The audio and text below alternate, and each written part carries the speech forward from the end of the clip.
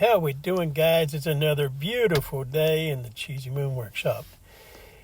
I just received this in the mail from a subscriber who wishes to be anonymous. It's Buck 110. It's in pretty decent shape except for a scratch on the back of the knife. Scratches through the brass and into the wood. It's not a big deal. I might be able to do something with it later, but for now, it's just a cosmetic thing. And here we go. We're going to get this knife cleaned up. This is a kind of a long video at almost 17 minutes. Originally it was 37 minutes. I'm going to do some fast forwarding, high speed. You can see there's some tarnish on here, some staining, and just a lot of grime and dirt. And you can see what it looks like now. If you're one of those fast forward guys who's just going to skip to the end to see how good I did, if you do that, at least please like and subscribe and hit your notification bell after you do that. Maybe even leave a comment. But for those who want to see the process, even though it's sped up, there's another look at that scratch. And I think I can live with that. I'll just smooth it out so it's not going to catch me or give me splinters or anything. But I'm going to use several processes. Cleaning a knife like this, you can do it down and dirty, quick and easy. Hit it with some Neverdull, call it good. Hit it with a little bit of polish, call it good. But I'm gonna go deep dive on this thing. I want it to look amazing when I'm done. So we're going to start out with some Neverdull and get the basic grime and grit off of it. And then we're going to move on to some liquid flits. And then I'm going to do a wipe down with oil. I use, in this case, I'm using some rim oil in a little squeeze bottle. And then we're going to wipe that down and go on to a flits paste for the final polish. So not a lot for me to talk about here. While I'm scrubbing and wiping this thing down with Neverdull, I've had several Buck 110s. I think I got my first one in like 1976, I believe. But unfortunately, that one's at the bottom of Lake Erie. I had a couple after that, and they both kind of found their way into other people's pockets.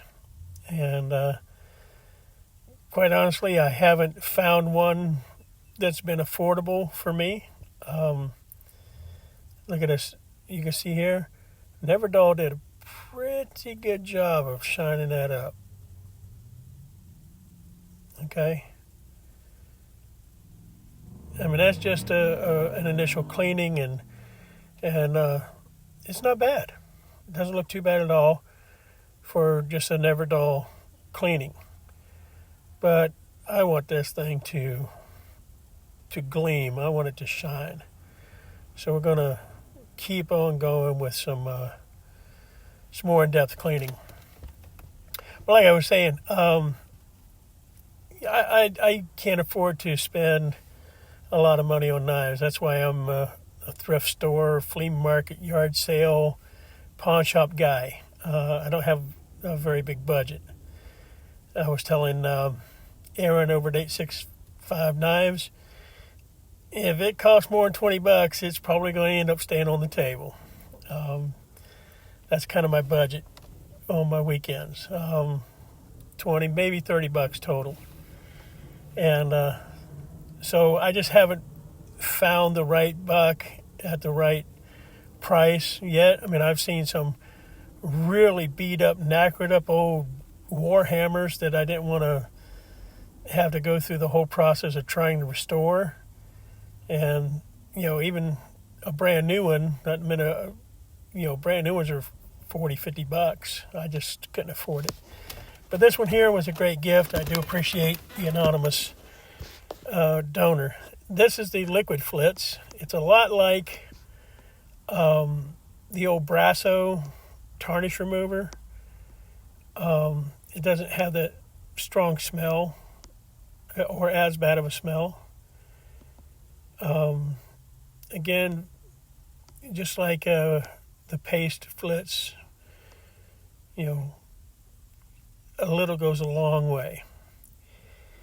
And in a second here, I'm going to flip this over and you'll be able to see the comparison between the flit side that I'm polishing now and the other side, which is just Neverdull. And it's not a huge difference, but you can definitely tell a difference between the flits and Neverdull. So we'll get this buffed up and shined up, and we'll check it out. I got my handy dandy little pick laying there. I got a couple of those. I picked them up for $1 each, and I come to find out they sell those on Amazon for like $25 or $30 each. They're made in America, USA. Stamp on there, and I would have never thought that these little picks or whatever they're for would cost that kind of money, but sure enough, they're $25, $30 each. The white rags I'm using here, it's kind of like the blue shop towels, but they come in a box, and there's like 1,500 in a box or more. See, there's the Neverdull finish, and that's the flits. Big difference. A lot more sheen, a lot more richness in the reflection there. But I'm not gonna stop there. You can see there's still a little stain still on that top bolster, but the actual paste flits will get rid of that. And I'm going to use this liquid flits inside the knife to shine up the liners.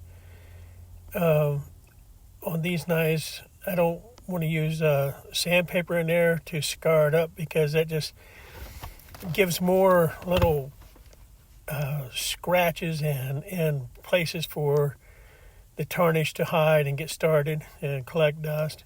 But you can see here how dirty that was in there with tarnish.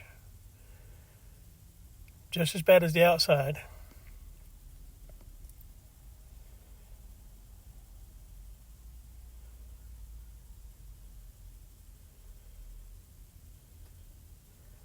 Now I'm going to rinse this off with some rim oil in my little squeeze bottle and hit those scales to get some of the grime up out of there. This little thumb well there for the lock, I didn't hit it very good, so we'll catch that before we move on to the oil. I don't know if you can hear them or not, but there's airplanes coming over top of me. I'm on my lunch break here at work, what I like to refer to as the Cheesy Moon workshop or job site. And there's that little scratch on there, that upper bolster right there. And the little stain still has not quite come out yet. But we're getting there. Okay, we're going to move on to the oil right now. Get that wiped down with the rim oil. These little plastic bottles I bought on Amazon. There's like 12 of them for $10 or something like that. They're super great. That has rim oil in it. I buy the rim oil in the pump spray bottle instead of the aerosol for cleaning my guns. I don't like spraying the oil everywhere. I like a little bit more control. And these little bottles are great for controlling where the oil goes. I have a bottle with liquid flits in it for precise application or getting down in joints. Sometimes polishing, you can't get the rust out, but sometimes you can put a little liquid flits in there and work the blade back and forth, and it helps to sort of smooth that out. Then you rinse it out good. But look at everything that came off of those handles. Yeah, move on to a cleaner spot. You always swap out to a clean spot so you're not putting the dirt right back on. It's like mopping a floor. Always rinse and change the water and go back over it a couple times. And all in all, it's starting to look pretty good. Not a bad looking shine on there right now. And if you look here, I slow it down just a little bit here. That's the liquid flitz. We're going to get rid of that and move on over to the paste flitz.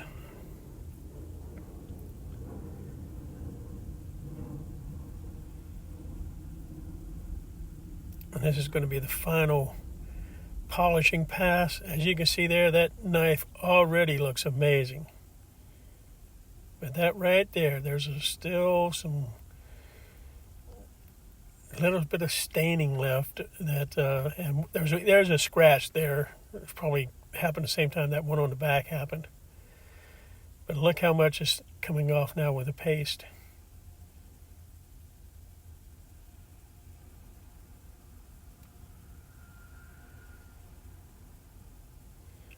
And you look at these rags, and it's hard to believe there was that much. Okay, what I'm doing here now is just burnishing, trying to smooth any of those rough edges around that scratch so that there's nothing sticking up that's going to give me a splinter or catch. I don't want to use sandpaper to add more scratches to it. And put a little oil in there just to help smooth any of those little rough edges down. I'm even going to run it over the brass here real quick just to make sure there's no spurs sticking up off of that brass. It's going to cut me or anything. But I think I can live with it. I might try doing some filler or whatever. That little handle on that little pick is great for burnishing. I'm going to do a video on burnishing, especially if you're using pine or maple or something like that. You can, once you get it sanded to the smoothest one, you can burnish it and it'll lay all those fibers down and give you a super smooth finish. It's a really neat process. But I think we're getting close to do a final wipe down on this. We're going to look at the shine on that bad boy. Look at all the mess that came off of there. It's hard to believe that much stuff was on one pocket knife.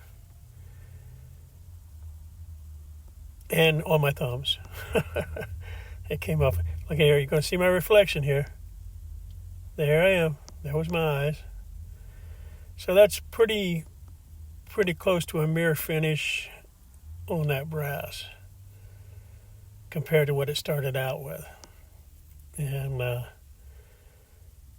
there was a little bit of my head again. That's the valance behind. You see the light fixture above reflecting in there. I'm very happy with that finish that's on there. And there's my face again, folks.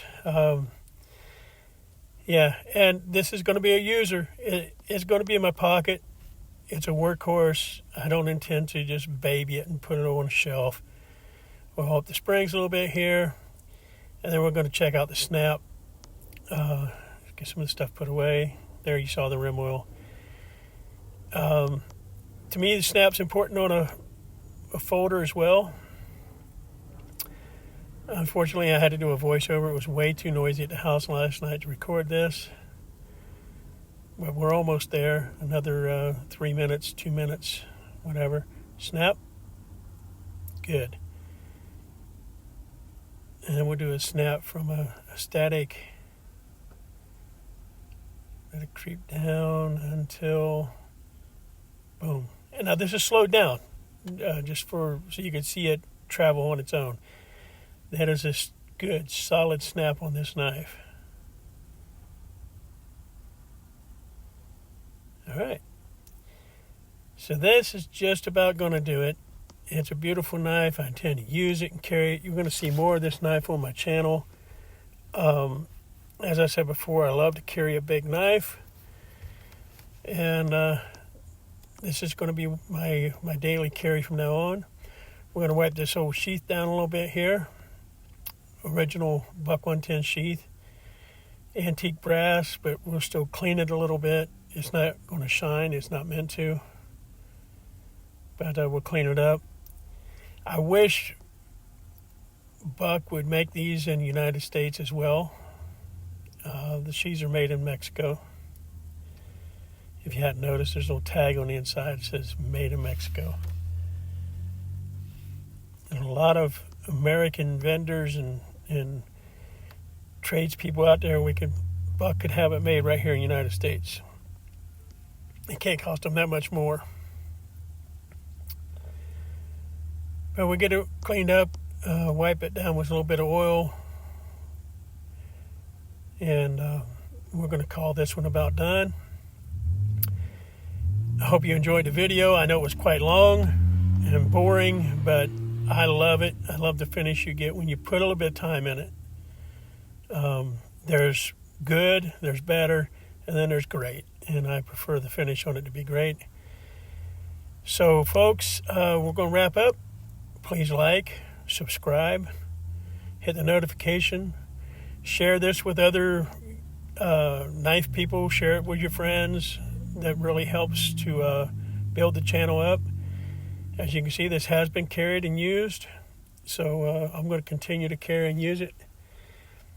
And until I see you guys again, I wish you all have a beautiful day. If you're not having a beautiful day, do something to change that. It's up to you to make it a beautiful day.